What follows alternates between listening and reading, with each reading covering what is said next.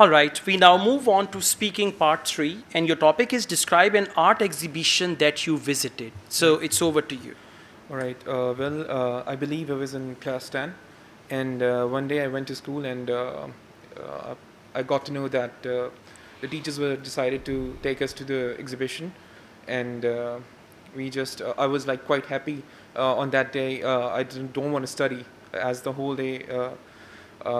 Then they took us to the museum, which is in the center of Lahore, and I saw different kind of paintings over there, of rainbows and horses, and I saw a unique thing, that 300 years old sculpture over there, and I was quite happy to see that. Oh, that's it. All right, this is short, 54 seconds. Right. You know, when you speak English, time is very, very, like you say, time slows down.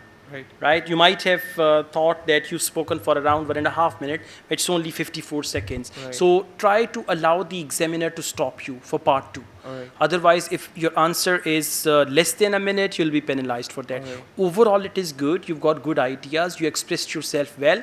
Just you need practice and familiarization with these type of topics. Right. That if they give you anything like this, how are you going to react to that? All right. Now, we move on to speaking part 3.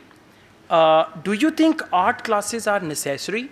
I believe they are necessary for those who takes interest in that, and it's a kind of one can earn a lot of money with that, as the people are moving towards that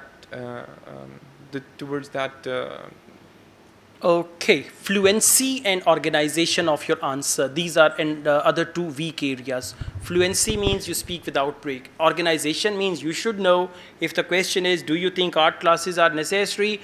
I strongly believe art classes are crucial in any society.